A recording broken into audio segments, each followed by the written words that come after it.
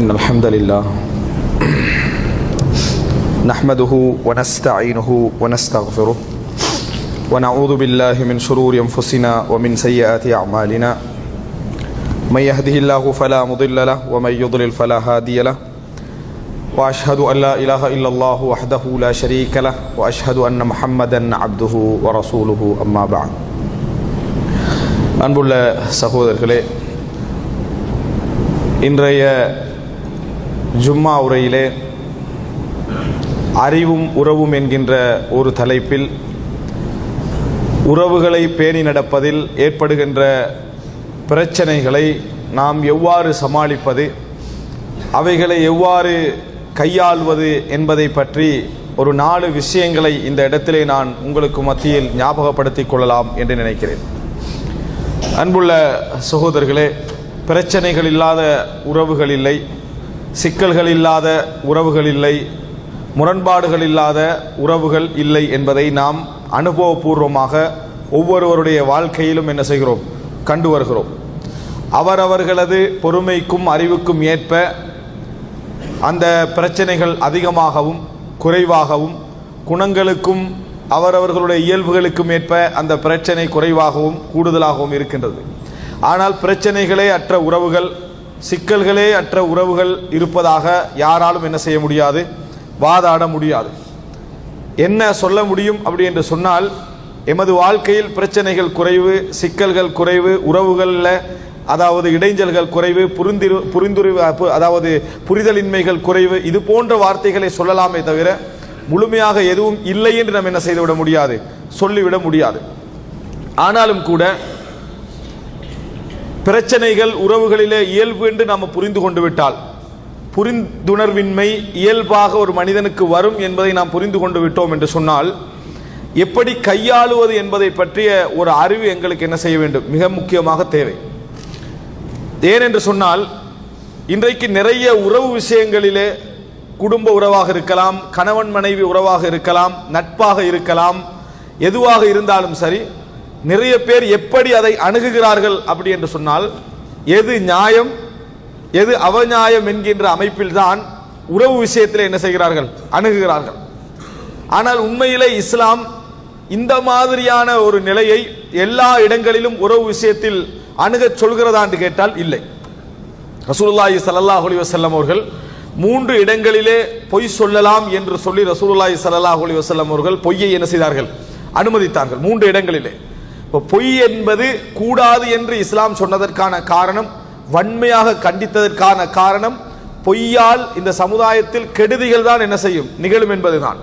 அதிலே அமானித மோசடி, துரோகம், ஏமாற்று, வாக்கு மீறல், இது போன்றவைகள் தான் பொய்யால் என்ன செய்ய முடியும், நிகழ முடியும். பொய் சொல்லி உறவொன்றை சேர்க்க முடியுமாக இருந்தால் பொய் சொல்லலாம் என்று இஸ்லாம் என்ன செய்கிறது, சொல்கிறது. காரணம், அதனால பிரியாமல் நன்மை நடக்குமாக இருந்தால் பொய் சொல்லலாம் என்று சொல்கிறது.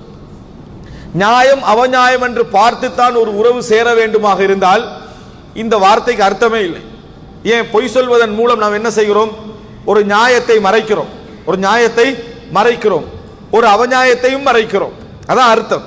ஆனால் ரசூலுல்லாஹி ஸல்லல்லாஹு அலைஹி வஸல்லம் அவர்கள் உறவு சேருமாக இருந்தால், ஒரு பொய்யை சொல்லி அந்த 2 உறவுகள் சேருமாக இருந்தால் அதற்காக பொய் சொல்லலாம் என்று ரசூலுல்லாஹி ஸல்லல்லாஹு அலைஹி வஸல்லம் சொன்னாங்க. லைஸல் கذاب الذي يصلح بين الناس, மக்களுக்கு மத்தியில் பொய் சொல்லி உறவை சேர்ப்பவர் பொய்யர் அல்ல என்று ரசூலுல்லாஹி ஸல்லல்லாஹு அலைஹி வஸல்லம் அவர்கள் சொன்னார்கள்.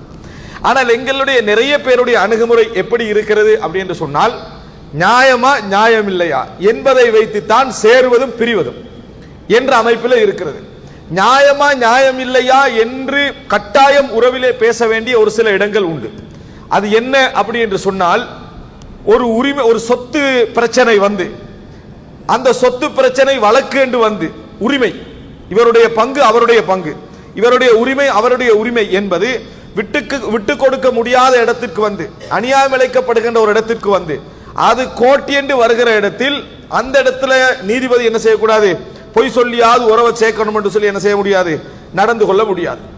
ஒரு மார்க்க பிரச்சனை வருகிற நேரத்தில் பொய் சொல்லியாவது உறவை சேர்க்கணும் என்று சொல்லி மார்க்க விஷயத்தில் என்ன செய்ய முடியாது, பொய் சொல்ல முடியாது. இது போன்ற ஒரு சில இடங்களிலேயே தவிர மற்ற இடங்களிலெல்லாம் நியாயம் அவநியாயத்தை பார்த்து உறவை சேர சொல்லி இஸ்லாம் என்ன செய்யவில்லை, சொல்லவில்லை. மாற்றமாக இது அல்லாத பல வழிமுறைகளிலே நாங்கள் உறவு என்கின்ற பிரச்சனைகளை, உறவிலே ஏற்படக்கூடிய பிரச்சனைகளை தீர்த்து சேர்ந்து வாழ முடியும். ஆனால் இன்றைக்கு எமக்கு மத்தியிலே குடும்ப உறவோ அல்லது நட்போ எதுவாக இருந்தாலும் பிரச்சனைகள் பெரிதாவதற்கெல்லாம் காரணம் வெறுமனே எங்கள் கோணம் எல்லா இடத்திலும் நியாயம் அவநியாயம் என்று பார்த்துத்தான் வாழ வேண்டும் என்கின்ற அந்த சிந்தனை போக்கு தான். சரி, இன்னொரு வகையில் கேட்டுக்கொள்வோமே, உண்மையிலே இதை வாழ்க்கையில எல்லா இடத்திலையும் நடைமுறைப்படுத்துறாங்களான்னு கேட்டா இல்லை. நியாயம் அவநியாயம் என்ற விஷயத்தை உறவு விஷயங்களில் எல்லா இடத்திலையும் நடைமுறைப்படுத்துறாங்கன்னு கேட்டா இல்லை.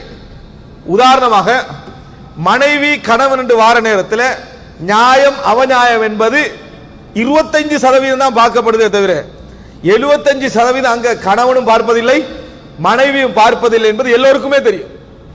நியாயம் அவநியாயம் அங்க யாருமே பார்ப்பதில்லை. அந்த இடத்துல என்ன பார்க்கிறது என்றால் மறைப்பது அல்லது குறைப்பது அல்லது கணக்கெடுக்காமல் இருப்பது அல்லது விட்டு கொடுப்பது, எப்படி எதையோ என்று செய்துதான் கணவன் மனைவியுடைய குடும்ப வாழ்க்கை என்ன செய்கிறது, போய்கொண்டிருக்கிறது. ஆனால் மற்ற எல்லா இடங்களிலும் நம்ம எப்படி நடந்து கொள்கிறோம் என்று சொன்னால் நியாயம் அவநியாயம் என்கின்ற ஒரு பார்வையின் காரணமாகத்தான் நிறைய பிரச்சனைகள் பெரிதாவதும் உறவுகள் என்ன அதாவது ஒரு சிக்கலுக்குள்ளாவதற்கும் காரணமாக அமைகிறது. எனவே எப்பொழுதுமே நம்ம புரிந்து கொள்ள வேண்டிய ஒரு விஷயம், நியாயம் அவநியாயம் என்பது பார்த்தே ஆக வேண்டும் என்கின்ற ஒரு இடம் இருக்கிறது. பார்த்தே ஆக வேண்டும் என்கின்ற ஒரு இடம் இருக்கிறது. அதை பார்க்காமலேயே உன்பக்கம் நியாயமே இருந்தாலும் கூட விட்டு கொடுப்பதோ மன்னிப்பதோ கணக்கெடுக்காமல் இருப்பதோ அது தேவையில்லை என்று நடந்து கொள்வதோ என்று சொல்லக்கூடிய பல இடங்கள் என்ன செய்து உண்டு. அப்படி இருந்தால் மட்டும்தான் உறவுகளுடைய சிக்கல்களை என்ன செய்ய முடியும், தீர்க்க முடியும். பெரும்பாலும் இது இந்த அடிப்படையை மனதிலே ஞாபகம் வைத்துக் கொள்ளுங்கள்.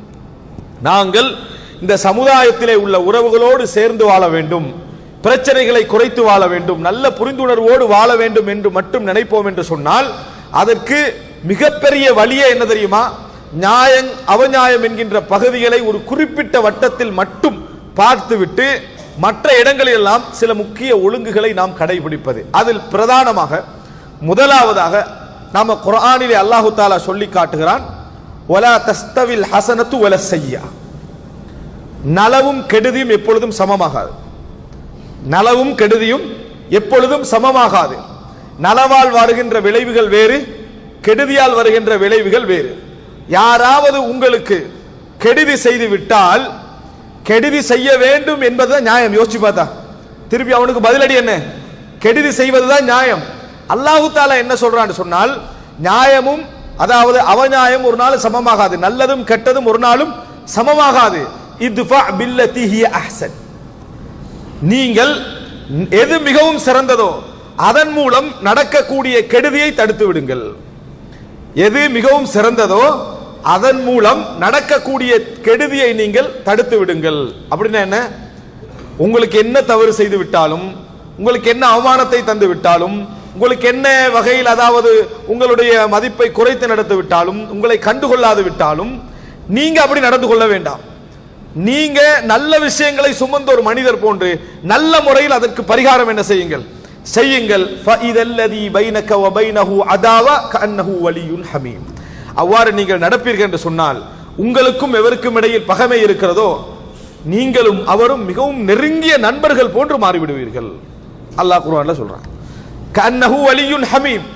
அப்படி ஒரு மிகவும் நெருக்கமான உறவு போல நீங்கள் என்ன செய்து விடுவீர்கள், மாறிவிடுவீர்கள். எப்படி நடந்தா, கெடுதி நடக்கிற நேரத்தில் நீங்கள் நலவில் நடந்தால், அவமானப்படுத்தப்படுகிற நேரத்தில் நீங்கள் கௌரவம் கொடுத்தால், உரிமை பறிக்கப்படுகிற நேரத்தில் அதை நீங்கள் பொறுத்து கொண்டால், நீங்களும் யாரும் பகைத்துக் கொண்டிருக்கிறீர்களோ கஅன்னஹு வலியுன் ஹமீம் என்ற அல்லாஹ் தஆலா மிகச் சிறந்த உறவாக நீங்கள் என்ன செய்து விடுவீர்கள், மாறி விடுவீர்கள். ஆனால் இது லேசா நடக்காது. வமா யுலக்காஹா இல்லல்லதீன ஸபரு வமா யுலக்காஹா இல்லா து ஹத்தின் அதீம். அல்லாஹ் தஆலா சொல்றான், இந்த சக்தி யார் பொறுமையாக வாழ்கிறார்களோ அவர்களுக்கு தான் கிடைக்கும். இந்த வேலை செய்யக்கூடிய குணம், இந்த மாதிரி நடக்கக்கூடிய ஆற்றல் யாருக்கு கிடைக்கும் தெரியுமா, இல்லல்லதீன ஸபரு, பொறுமை உணர்வு யாரிடத்தில் இருக்கிறதோ அவர்களுக்கு தான் கிடைக்கும். வமா யுலக்காஹா இல்லா து ஹத்தின் அதீம். மிகப்பெரிய பங்கு, நல்ல பங்கு இந்த வாழ்க்கையில் யாருக்கு கொடுக்கப்பட்டிருக்கிறதோ அவரால் தான் இது முடியும் என்று அல்லாஹு தஆலா என்ன செய்கிறான், சொல்லி காட்டுகிறான். எல்லாராலும் இது என்ன செய்ய முடியாது, செய்ய முடியாது என்றும் அல்லாஹு தஆலா சொல்கிறான். காரணம், இந்த உள்ளம் எப்பொழுதுமே பழிக்கு பழி என்கின்ற உணர்வுல தான் வளர்க்கப்பட்டிருக்கும்.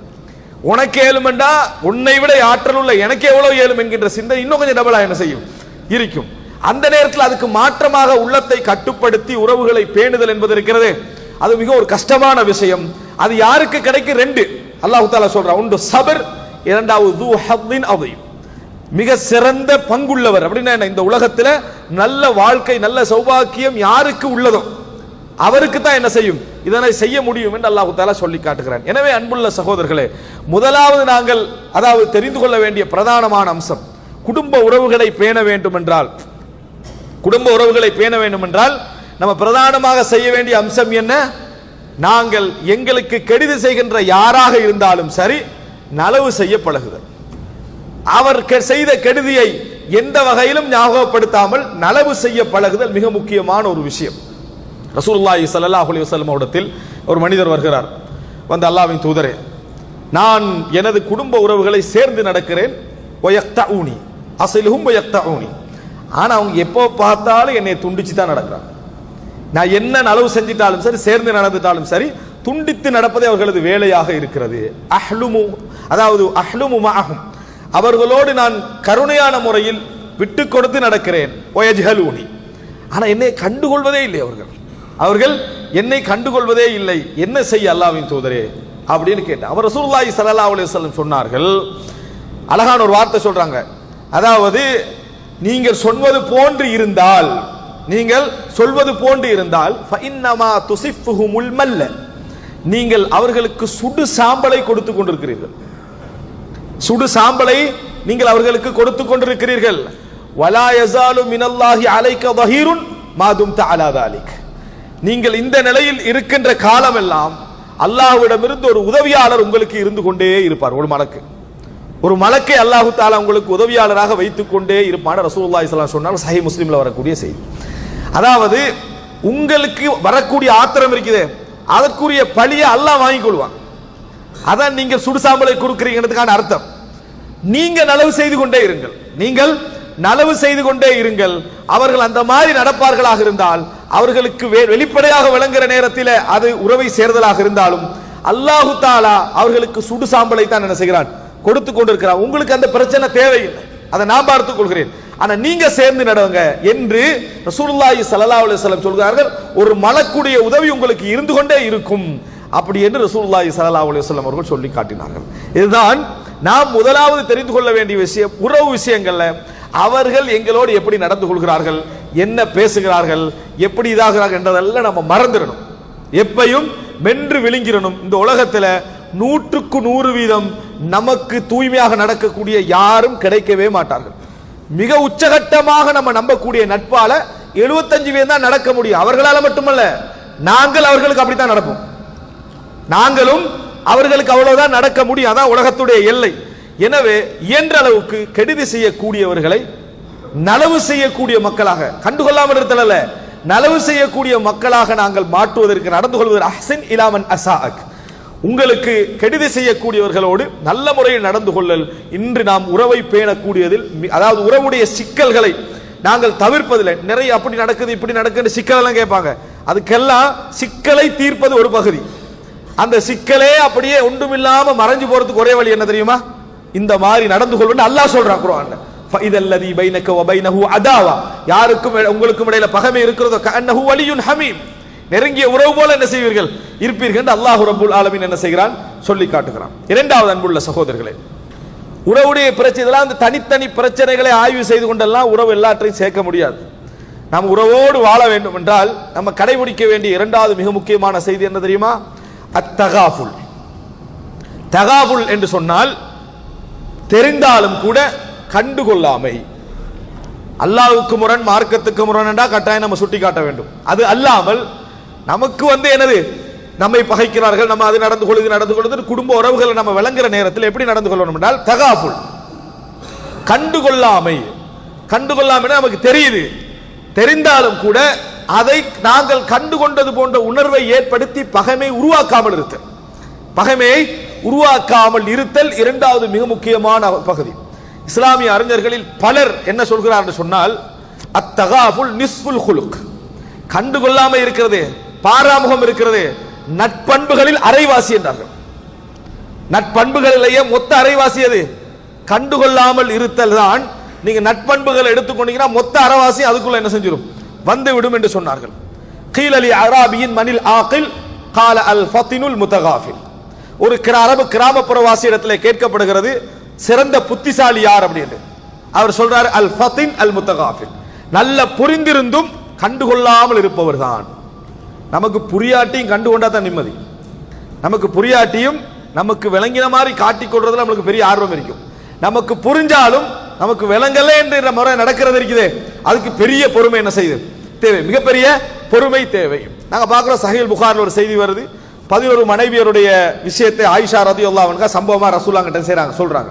அதுல ஒரு மனைவி தன் கணவரை பற்றி சொல்கிற நேரத்தில் ஒரு வார்த்தை வருது அப்படின்னு சொன்னால், ஜௌஜி இதா தகல ஃபஹித் வ இதா ஹரஜ அஸித் வலா யஸ்அலு அம்மா அஹித். எனது கணவர் வெளியே போனால் சிங்கம் போல நடந்து கொள்வார், வீட்டுக்குள்ள வந்தா சிறுத்தை போல என்ன செய்வார், நடந்து கொள்வார். வலா யஸ்அலு அம்மா அஹித், அகப்பட்டதையெல்லாம் கேள்வியாக கேட்க மாட்டார், அகப்பட்டதையெல்லாம் கேள்வியாக கேட்க மாட்டார். அப்படி என்றால் இதுக்கு அதிகமாக தூங்குற வழக்கம் இருக்கு உள்ளுக்கு வந்தா, எது சிறுத்தைக்கு. அப்படி என்ன என்னன்னா, வீட்டுக்குள்ள வந்தாச்சுன்னா அதில் பாட்டில் தூங்கிட்டு அட பாட்டில் வேலையை முடிச்சுட்டு சாதாரணமாக வீட்டில் இருந்துட்டு அமைதியாக போயிடுறது. வெளியே போனால் சிங்கம் மாதிரி இருப்பார். நம்ம வீட்டில் சிங்கம், வெளியே சிறுத்தை. வலா யஸ்அலு அம்மா அஹிதண்டா, அகப்பட்டதையெல்லாம் கேள்வியாக கேட்க மாட்டார். அது இது அங்கே இருக்குது, இது இப்படி இருக்குது. நம்ம அறிவாளித்தனத்தை ஆய்வுத்தனத்தை எல்லாம் எங்க காட்டுறது, அங்கதான் காட்டுறது. அதை பத்தி எந்த கேள்வி கண்டுகலாம். அதாவது அப்படி இதுதான் வாழ்க்கைன்னு 10 வருஷம் விளங்கின போற, 20 வருஷம் விளங்கின போற, மொத்த 21 வருஷம் அதுக்கு போராடிக்கிட்டு இருக்கிறான்டா. இதுல யார் மடையன்? அவன் தான் மடையன். அதை என்ன எந்த வார்த்தையில் எப்படி சொல்லப்படுது, ஜௌஜி இதா தகல ஃபஹித் வ இதா ஹரஜ அஸித் வலா யஸ்அல் அம்மா அஹித். இந்த மாதிரி தான் என் கணவர் என்ன செய்வார், நடந்து கொள்வார் என்ற செய்தியை பார்க்கிறோம். அப்ப இது என்ன புரிந்து கொள்ள வேண்டும் என்றால், நம்ம கண்டதையெல்லாம் கேள்வி கேட்க வேண்டும் என்ற நிலை இருந்தால் உறவு ஒன்று உங்களுக்கு இருக்கவே இருக்காது. எந்த உறவு என்ன செய்யாது, இருக்கவே இருக்காது. அதனால எப்பொழுதும் புரிந்து கொள்ள வேண்டும், 100% சராகத்தாக நீங்கள் இருந்தால், 100% வெளிப்படையாக இருந்தா உங்களோட ஒரு நட்பு என்ன செய்யாது, இருக்காது. 100% வெளிப்படையா இருக்கிற நல்லதென்று மட்டும் நீங்க நினைத்து விடவும் கூடாது, நினைச்சு விடவும் கூடாது. அது என்னமோ என்ன, அது வெளிப்படையாக நடப்பதுதான், அப்படியெல்லாம் இல்லை. வெளிப்படையாக உங்களால் நடக்கவும் முடியாது எல்லா இடங்களையும். அப்படி நடந்தால் யாரும் உங்களோட என்ன செய்ய மாட்டாங்க, இருக்கவும் முடியாது. அதனால எதற்கு நம்ம வெளிப்படுத்தி பேசணுமோ அந்த இடத்தை தவிர மற்ற இடங்களில் நம்ம என்ன செய்ய வேண்டும், கவனமாக இருக்க வேண்டும். எனவே அத்தகாஃபுல், கண்டுகொள்ளாமை, நிறைய விஷயங்கள் எங்களுக்கு வார நேரத்தில் கூட அவைகளை கேட்க. ரசூலுல்லாஹி ஸல்லல்லாஹு அலைஹி வஸல்லம் என்ன சொன்னார்கள், உங்களில் எவரும் என் தோழர்களை பற்றிய செய்தியை என்னிடத்துல கொண்டு வந்து சேர்க்க வேண்டாம் அப்படின்னா. நாங்க அதுக்கு அமைப்பே வச்சுக்கிறோம். ஒவ்வொரு இடத்துல நீ இந்த ஏரியாவில் நடந்தா நீ கொண்டு வந்து சேர்க்கணும், உடனே வாட்ஸ்அப் பண்ணிடணும். அப்படி நம்ம பிரச்சனைகளை பத்தி நம்ம யாராவது பேசினான்னு சொன்னா கொண்டு வந்து சேர்க்கிறதுக்குன்னே நம்ம ஆள் வச்சுக்கிறோம். ஆனா ரசூலுல்லாஹ் சொல்றாங்க, என்னட்ட யாரும் கொண்டு வந்து சேர்க்க வேண்டாம். இன்னி உரீது அன் அல்காஹும் சலீமல் கல், சாந்தியான உள்ளத்தோடு நான் அவர்களை சந்திக்க விரும்புகிறேன். செய்திகளை போட்டுட்டீங்கன்னா எப்படி சந்திக்கிறது, செய்திகளை உள்ளத்துல போட்டாண்டா சந்திக்க இயலாது. அதே நேரம் ஒருவர் 100% யாரோடையும் தூய்மையாகவும் என்ன செய்யலாது, இருக்க முடியாது என்பதை நாம் என்ன செய்ய வேண்டும், புரிந்து கொள்ள வேண்டும். எனவே இரண்டாவது மிக முக்கியமான பகுதி என்னன்னு சொன்னால் அத்தகாஃபுல். நிறைய விஷயங்களை என்ன செய்வது, நாம் அதாவது நடந்தாலும் கூட கண்டுகொள்ளாமை என்பது நமது வாழ்க்கையில நிறைய இருக்குமா. மார்க்கத்துக்கு முரணாக ஒரு விஷயம் நடக்கிறது, இது பிழை என்று அவரிடத்தை தனிப்பட்ட ரீதியாக சுட்டி காட்டுவது வேறு. அது அல்லாமல் குடும்ப ரீதியாக நடக்கக்கூடிய பிரச்சனைகள், சிக்கல்கள், அந்தந்த விஷயங்கள் எல்லாவற்றையும் ஒவ்வொன்றாக எடுத்து விசாரித்துக் கொண்டிருப்பது இருக்கிறது. இந்த மாதிரியான நிலையில் உள்ளவர்களால ஒரு நாள் என்ன செய்ய முடியாது, இருக்க முடியாது. சிலர் என்ன செய்வாங்க, அடிக்கடி நான் எப்பயும் முகத்துக்கு முன்கால சொல்றாள் ஒரு முன்னுரையை போட்டுக்கிட்டே இருப்பான். எப்ப என்ன முகத்துக்கு முன்னால சொல்றாள், முகத்துக்கு முன்னால சொல்றாள். இந்த முகத்துக்கு முன்னால சொல்றாள் என்ற வார்த்தை சொல்றது இருக்குது, அவங்க மட்டும்தானா முகத்துக்கு முன்கால சொல்றாங்க? இல்ல. இந்த மாதிரி சொல்ற நேரத்தில் யாருக்காவது எடுபடுமா? நீ ஒரு நான் எப்பயும் முகத்துக்கு முன்னால சொல்றாருன்ற ஒரு விஷயத்தை சொன்னா எடுபடுமான்னு கேட்கிறேன். யாருக்கும் எடுபடாது. ஏன் அடிக்க போற மாதிரி அந்த வார்த்தையை, அந்த வார்த்தை என்ன, ரசூலுல்லாஹ் சொல்றாங்க முகத்துக்கு முன்கால பாருங்க எப்படின்னு. அபூதர், எனக்கு விரும்புவதைத்தான் உங்களுக்கும் நான் விரும்புகிறேன், எனக்கு விரும்புவதைத்தான் உங்களுக்கும் நான் விரும்புகிறேன். 2 பேருக்கு மத்தியில் நீங்கள் தீர்ப்பு சொல்ல வேண்டாம், தலைவராக வேண்டாம். இது முகத்துக்கு முன்னால சொன்ன அந்த முன்னுரை மாதிரியா இருக்குது. அபூதர், நான் எப்பயும் மூஞ்சிக்கு முன்னால சொல்ற ஆள் அப்படி என்று சொல்லிட்டு சொன்னா எப்படி இருக்கு அபூதருடைய மனசு? ரசூலுல்லாஹ் எப்படி அந்த முன்னுரையை சொன்னாங்க? இதுதான் மிக முக்கியமான அம்சம். அன்புள்ள சகோதரர்களை, எனவே எப்பொழுது நல்ல முறையில் புரிந்து கொள்ள வேண்டும், எல்லா இடங்களிலும் வெளிப்படையாக பேசுதல், எல்லா விஷயங்களையும் புரிந்து கொண்டது போன்று பேசுதல் என்பது உறவுகளை ஒரு நாளும் நீடிக்க வைக்காது. இன்னும் சொல்ல போனால் உங்களுடைய தனித்துவத்தை காட்டுவதாகத்தான் அதை என்ன செய்யும், அந்த இடத்துல மாறும். எங்கேயும் தனித்துவம் காட்டப்பட்டால் நட்பு நிலைக்காது. தனித்துவம் காட்டப்பட்டால் நட்பு என்ன செய்யாது, உறவு என்ன செய்யாது, குடும்ப உறவு எதுவோ என்ன செய்யாது, நிலைக்காது. நீங்கள் எவ்வளவு பெரிய அறிஞராக இருந்தாலும் சரி. ஆயிஷா ரலியல்லாஹு சொல்றாங்க, ரசூல் ஸல்லல்லாஹு அலைஹி வஸல்லம் அவர்கள் எப்படி வீட்டில் இருப்பார்கள், கான ரஜுலம் மின்னா, எல்லா மனிதர்களை போல ஒரு மனிதராக எங்கள் வீட்டிலே இருப்பார்கள். அதை விட எங்களுக்கு என்ன பெருமைக்குன்னு கேட்டேன். எங்களுக்கு என்ன பெருமைக்குன்னு கேட்டேன். இன்ஜினியராக, டாக்டராக, பெரிய இடத்துல உள்ளவராக நம்ம எங்க இருந்தாலும் சரி, வீட்டில் போகிற நேரத்தில் கணவராக மட்டும்தான் என்ன செய்யணும், போகணும். டாக்டராக போகக்கூடாது, இன்ஜினியராக போகக்கூடாது. போனா பெரிய பிரச்சனையே. மனைவிட அந்த குவாலிஃபிகேஷன் எல்லாம் ஞாபகம் வரும், அவங்களோட குவாலிஃபிகேஷன் ஞாபகம் வரும், எல்லாம் பிரச்சனையா இருக்கும். நண்பர்களோட உறவுகளோட பழகிற நேரத்தில், சொந்த பந்தங்களோட பழகிற நேரத்தில் இதோட இருந்தீங்கன்னா சேர்ல உட்கார மாட்டீங்க, பேச மாட்டீங்க, பழக மாட்டீங்க. உங்களுக்கு அந்த இடமெல்லாம் ஞாபகம் வரும். கான ரஜுலம் மின்னா, ரசூலுல்லாஹி ஸல்லல்லாஹு அலைஹி வஸல்லம் அவர்கள் எல்லா மனிதர்களை போல ஒருவராக வீட்டில் இருந்தார்கள். அவ்வளவுதான். சாதாரண வேலைகளை செய்து கொண்டிருப்பார்கள். அதானுடைய சத்தம் கேட்டால் வஸப பாஞ்சிடுவாங்க, அவ்வளவுதான். ரசூலுல்லாஹ் போய் விடுவார்கள். கஅன்னஹு லா யஅரிஃபுனா வலா நஅரிஃபுஹு, அவர் எங்களுக்கு தெரியாது, எங்களுக்கு அவரை தெரியாது என்கிற நிலையாக என்ன செய்யும், இருக்கும். இதுதான் ரசூலுல்லாஹ் காட்டின வித்தியாசம் அதானுடைய நேரத்தில் மட்டும். எனவே அன்புள்ள சகோதரர்களே, என்றைக்கும் கண்டுகொள்ளாமை என்பது, நிறைய விஷயங்களை நம்ம புறக்கணித்து போவது என்பது உறவுகளுடைய பிரச்சனைகள் நிறைய விஷயங்கள் என்ன செய்யும், தீர்க்கும். அல்லாஹ் ரப்புல் ஆலமீன் சிறந்த அறிவை தந்து உறவுகளை சேர்ந்து நடக்கக்கூடிய மக்களாக எம் அனைவரும் ஆக்கியல் புரிவானாக.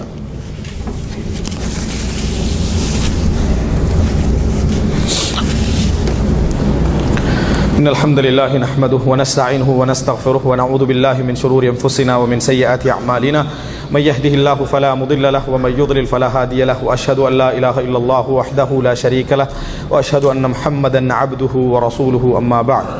அன்புள்ள சகோதரர்களே, இந்த உறவுகளை சேர்ந்து நடத்தல் விஷயத்தில் நாங்கள் அறிவோடு நடக்க வேண்டிய இன்னொரு பிரதானமான அம்சம், எப்பொழுதும் நமக்கு பழக்கமான தெரிந்த உறவுகளாக இருக்கலாம், நட்புகளாக இருக்கலாம், சொந்தங்களாக இருக்கலாம், சிச்சுவேஷனை நபரை வைத்துத்தான் தீர்மானிக்க வேண்டுமே தவிர ஒரு சிச்சுவேஷனை வைத்து ஒரு நபரை தீர்மானிக்க கூடாது. ஒரு நபரை வைத்துத்தான் ஒரு சிச்சுவேஷனை நாம் என்ன செய்ய வேண்டும், தீர்மானிக்க வேண்டுமே தவிர ஒரு சிச்சுவேஷனை வைத்து நபரை தீர்மானிக்க கூடாது. ஒரு நிகழ்வை வைத்து நபரை தீர்மானிக்க கூடாது. நபரை வைத்து நிகழ்வை தீர்மானிக்க வேண்டும். அப்படின்னா என்ன, 20 வருஷம் பழகிறாரு, 25 வருஷம் பழகிறாரு, அவர்ல எந்த துரோகத்தையும் காணல, எதையும் காணல. ஒரு செய்தி, ஒரு நிகழ்வு நடக்குது, உடனே எப்படி ஆகிறாங்க தெரியுமா எங்களை நிறைய மக்கள், 25 வருஷமா நம்பினேனே அப்படின்றாங்க. 25 வருஷமா நம்பினேன் என்றாங்க. அந்த சூழலுக்கென தனியான ஒரு காரணம் இருக்குமே என்று நினைப்பதே இல்லை. இது என்ன பிரச்சனையாக இருக்குமோ தெரியாது, அவரிடத்திலேயே நம்ம கேட்டுக்கொள்வோம் என்று கூட என்ன செய்வதில்லை, நினைப்பதில்லை. உடனே 25 வருஷ நட்பும் உறவும் சொந்தமும் தலைகீழா என்ன செஞ்சிருது, மாறிவிடக்கூடிய ஒரு சூழ்நிலையை நாம் என்ன செய்கிறோம் பார்க்கிறோம். 10 வருஷம் 30 வருஷம் என்று உறவுக்கு பாராட்டிக்கிட்டு ஏதோ ஒரு நிகழ்வு நடந்து விடுகிறது, அவரை இவருக்கு சந்திக்க முடியவில்லை, இவருக்கு அவரை சந்திக்க முடியவில்லை, உடனே தலைகீழாக என்ன செஞ்சாச்சு, விளங்கிட்டாச்சு, நம்பினேன். அப்போ ஒரு நிகழ்வை வச்சு ஆளை தீர்மானிச்சிடுறாங்க. அவரை உனக்கு 20 வருஷமா தெரியும், அதை வச்சு அந்த நிகழ்வை என்ன செய், தீர்மானி. நிச்சயமாக இது வேற மாதிரி ஒரு விஷயம், இது வேற மாதிரி புரிந்து கொள்ள வேண்டிய விஷயம். இன்னொரு ஒரு அம்சம் என்று புரிந்து கொள்ளாமல் எல்லா விஷயங்கள் எந்த விஷயமாக இருந்தாலும் சரி, ஒருவரை பற்றி துரோகமே கேள்விப்பட்டு கொண்டிருக்கிறது, அவர் துரோகம் செஞ்சார்னு கேள்விப்பட்ட ஆச்சரியப்படுறதுக்கு இல்லை. ஆனால் உறவு, பாசம், நெருக்கம் என்றெல்லாம் இருந்த பின்னால ஒரு நிகழ்வு நடக்குது, குடும்பத்தில் அப்படி நடந்தாரா, இப்படியா உங்களுக்கு சொத்து கொடுக்க கூடாதுன்னு சொன்னாரா, செய்தி யாரா போட்டாங்க, சொத்து கொடுக்க கூடாதுன்னு சொன்னாரா, அதே பகைமையோட போய் அவனை என்ன செய்யறது, சந்திக்கிறது.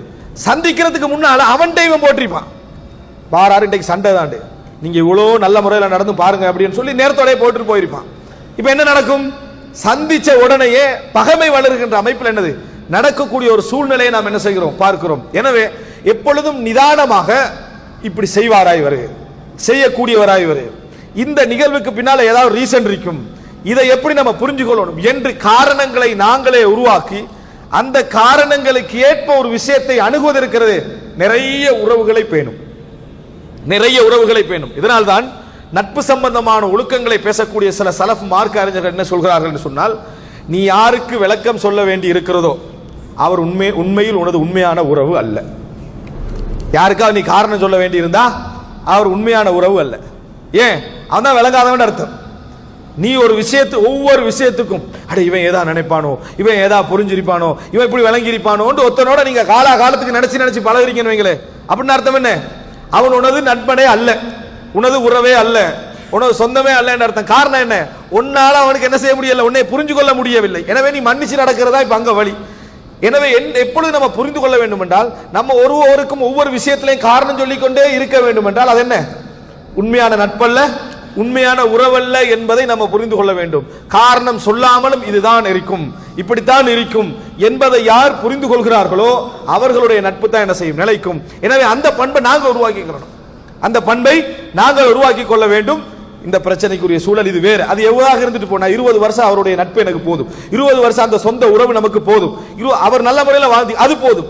இதுவாக இருந்தா முவாசரா பண்ணுங்க. 400 நன்மைகள்ல ஒரு தீமையாக கூட இருந்துட்டு போகட்டும், மன்னிக்கிறேன். 400 நன்மைகள்ல ஒரு தீமையாக இருந்துட்டு போகட்டும், 4000 நன்மைகள் ஒரு தீமையாக இருந்துட்டு போகட்டும், மன்னிக்கிறேன் என்கின்ற பண்பை நம்ம உருவாக்கி கொண்டால் நிறைய உறவுகள் எங்களுக்கு என்ன செய்யும்? நிலைக்கும் என்பதை நாம புரிந்து கொள்ள வேண்டும். கடைசியாக அன்புள்ள சகோதரர்களை, எப்பொழுதுமே நாம் புரிந்து கொள்ள வேண்டும், உறவுகள் எங்களிடத்திலே நியாயத்தை எதிர்பார்ப்பதற்கு முன்னால் இன்னொன்றை மிக முக்கியமாக எதிர்பார்க்கும். எந்த உறவாக இருந்தாலும் சரி, எந்த சொந்தமாக இருந்தாலும் சரி, மனைவியாக இருக்கலாம், குடும்ப உறவாக இருக்கலாம், புரிஞ்சு கொள்ளல் இந்த அறிவு இல்லை என்று சொன்னால் உறவுகளோடு நம்ம நிலைக்கவே முடியாது. உறவு நியாயங்களுக்கு முன்னால் ஒரு முக்கியமான ஒரு விஷயத்தை எதிர்பார்க்கும். அது என்ன? ரசூலுல்லாஹி ஸல்லல்லாஹு அலைஹி வஸல்லம் ஆயிஷா ரலியல்லாஹு அன்ஹா கிட்ட வராங்க, வந்து சொல்றாங்க, ஆயிஷாவே, இன் குந்தி அல்மம்தி பிஷைஇம் மின தம்பி ஃபஸ்தக்ஃபிரில்லாஹ், நீங்க ஏதாவது பாவம் ஒன்று செஞ்சிருந்தீங்கன்னு சொன்னால், அந்த அவதூறு பரவின நேரத்தில் அல்லாஹ்விடத்துல பாவ மன்னிப்பு தேடுங்கள். ஏனென்று சொன்னால் ஒரு மனிதன் பாவம் செய்துவிட்டு பாவ மன்னிப்பு தேடினால் அல்லாஹ் மன்னித்து விடுவான். நீங்க அப்படி எந்த குற்றமும் செய்யவில்லை என்று சொன்னால் அல்லாஹ் உங்களை என்ன செய்வான்? தூய்மைப்படுத்துவான்றாங்க. ரசூலுல்லாஹ் சொன்னது நியாயமா நியாயம் இல்லையா? நியாயமான வார்த்தை. அதை சொன்ன உடனே ஆயிஷா சொல்றாங்க, என் கண்ணால கண்ணீர் மாலை மாலையாக கொட்டியது. பிடிக்கல ஆயிஷா அந்த வார்த்தை. ஆயிஷா ரலியல்லாஹு அன்ஹாவுக்கு ரசூலுல்லாஹ் சொன்னது பிடிக்கவில்லை. கண்ணால கண்ணீர் அப்படி என்ன செய்து மாலை தாரை தாரையா கொட்டியது ஒரு மனைவியோட இடத்துல இருந்து. ரசூல் ஸல்லல்லாஹு அலைஹி வஸல்லம் நியாயமா பேசினாங்களா? இல்ல, நியாயம். ஆனா ஒரு உறவு ஆரம்பமாக என்ன செய்யாது? நியாயத்தை உங்கள்ட்ட இருந்து எதிர்பார்க்கிறது இல்லை, நியாயத்தை உங்களிடத்தில் எதிர்பார்ப்பது இல்லை என்பதுக்கு பெரிய செய்தி. ஆனா ரசூலுல்லாஹ் அந்த இடத்துல பேசித்தான் ஆக வேண்டும். காரணம், ஒரு நபி, ஒரு பொறுப்புடைய இடத்துல இருந்து பேச வேண்டும். ஆனால் எங்களுக்கு அந்த பிரச்சனை இல்லை. உறவு என்ன முதலாவது எதிர்பார்க்கும் தெரியுமா? ஏண்ட பக்கம் நிக்கணும், என் பக்கம் நிக்கணும், நான் நியாயத்தில் இருக்கிறேன், என் பக்கம் இவர் நிற்க வேண்டும் என்பதுதான் ஒரு உறவு எதிர்பார்க்கக்கூடிய விஷயம். நிறைய இந்த மாமியாருக்கும் மருமகளுக்கும் வர பிரச்சனையில உள்ளுக்குள்ள மகன் அடிபட்டு சாகிறது இந்த பிரச்சனையில தான். ஏன்? இவன் நியாயத்தின் பக்கம் நிக்கிறது, 2 பேர்ட்டையும் இவன் எதிரி, 2 பேர்ட்டையும் எதிரி. இவன் யார்கிட்ட எதிரி? உம்மாட்டை எதிரி, மனைவிட்டே எதிரி. ஆனா அவன் நியாயத்தின் பக்கம் தான் நின்றான். நிறைய பேர் நிலைமை பாருங்க, மனைவிட்டே ஒழுங்கான விசாரணை நடத்துறது, உம்மாட்டே ஒழுங்கான விசாரணை நடத்துறது. ஒழுங்கா விசாரணை நடத்தி அநியாயக்காரனா மாறுறது யாரு? இவன் தான். ஏன்? இவர் நியாயமா நடந்ததுனால. அங்கதான் நம்ம பிழையே விட்டோம், அங்கதான் நம்ம பிழையே விடுவது அதுதான். ஏன்? தாயை கொண்டு போய் நீ விசாரணை கூண்டுல நிப்பட்டினா அந்த தாய் என்ன பாப்பா தெரியுமா? என் மகன் நீதியாக விசாரிக்கிறான்ல, பெத்த மகனாடா நீ, என்னைய கொண்டு வந்து இந்த இடத்துல கொண்டு வந்து வச்சுக்கிறான். அவர் என்ன செய்வா? தாய் பாப்பா. மனைவி என்ன பாப்பா? காலகாலத்துக்கு 10 வருஷம் 15 வருஷம் வாழ்ந்துட்டோம், என்ன நீ விசாரிக்கிறதா பாப்பா. அங்க நியாயமே வராது. இதனாலதான் இவர் என்ன பெரிய நியாயம் சொல்லிட்டாலும் உம்மாட்டை எடுபடுறது இல்ல. இவன் யோசிக்கிறான், என்னடா நான் நல்லா தான் நடக்கிறேன், நான் நீதியா தான் ஏன் எடுபடுது இல்லை? எடுபடாது. நமக்கு தான் உறவை தெரியாது. ஒரு உறவை நம்ம என்ன தெரிந்து கொள்ள வேண்டும்? தன் பக்கம் நிற்க வேண்டும் என்று தான் நினைப்பாங்க. ரசூல் அல்லாஹ் தஆலா தூய்மைப்படுத்தி ஆயிஷா ரலியல்லாஹு அன்ஹாவுக்கு தூய்மைப்படுத்தி குர்ஆன் வசனம் இறக்குறான். அப்போ அபூபக்கர் ரலியல்லாஹு அன்ஹு அவங்களுடைய மனைவி என்ன சொன்னாங்க? ஆயிஷா தாயும், போங்க எழும்பி ரசூலுல்லாஹ்வுக்கு தேங்க்ஸ் பண்ணுங்க, நன்றி சொல்லுங்க, இந்த மாதிரி நடந்ததுக்கு என்று. அவருக்கு நான் ஏன் நன்றி சொல்ல வேண்டும் என்று ஆயிஷா எல்லாம் கேட்டாங்க. நான் அல்லாஹ்வுக்கு தான் நான் நன்றி செலுத்தணும், இவருக்கு நான் ஏன் நன்றி சொல்லணும்னு கேட்டாங்க ஆயிஷா ரலியல்லாஹு அன்ஹா. ஏன்? அவர் தான் என் பக்கம் நிக்கலையே, நடுநிலையா தானே நின்றாரு. உறவை எதிர்பார்ப்பது என்ன தெரியுமா? என் பக்கம் நிக்க வேண்டும் என்பதுதான். முதலாவது அதை கொடுத்துருங்க. முஆவியா ரலியல்லாஹு அன்ஹு அவர்களுடைய ஆட்சியுடைய வெற்றிக்கு காரணம் சொல்வார்கள். 20 வருடம் கவர்னர், 20 வருடம் ஹலீஃபா, 40 வருடம். அதுக்கு பின்னாலே அவரோட மகனை கலீஃபாவாக சிரியா மக்கள் தெரிவு செய்யறாங்கன்னா நல்லாட்சியா இருந்திருக்குமா கெட்டாட்சியா இருந்திருக்குமா? நல்லாட்சியா. ஏன் சொல்லுவாங்க தெரியுமா? முஆவியாவோடு பழகின எவரும் என்ன நினைப்பார்கள் என்றால், முஆவியா எனக்கு சொந்தமானவர் தான் நினைப்பாங்க. முஆவியார் யார் பல முனாஃபிக் தனம் அல்லது, உறவை பேண தெரிந்த குணம் அது. எனக்கு நெருக்கமானவர் முஆவியா என்றுதான் எல்லோரும் நினைப்பார்கள். முஆவியாவோட பழகினா, நம்மளோட பழகினா இவன் எனக்கு பகைவர் என்றுதான் எல்லாரும் நினைக்கிறாங்க. அந்த நிலைமையில நம்மளோட பேணுதல் இருக்கும். ஆனா முஆவியா ரலியல்லாஹு அன்ஹு அவர்கள் அந்த மாதிரி நடந்தார்கள் என்ற செய்தி நம்ம பார்க்கும். இது நமக்கு தெரியுதா? தாயிடத்துல பேசுகிற இடத்துல எப்படி பேசணும்? அம்மா என்னை பெத்து வளர்த்த நீங்க ஒரு நாள் நீங்க தவறு செய்ய மாட்டீங்க, தவறே செஞ்சால் நான் மன்னிக்கணும் உங்களை, இதான் விஷயம், நான் விசாரிக்கிறேன். அங்க போய் சொல்லணும். மனைவிட்ட போங்க, நீ நிச்சயமா எனக்கு துரோகம் செய்ய மாட்டாய், தாய் ஏதோ தவறாக செஞ்சிருக்கலாம், புரிஞ்சுக்கலாம், நான் பேசுறேன், இப்படி சொல்லிட்டு நீங்க போயிருங்க நடுவில் இருந்து.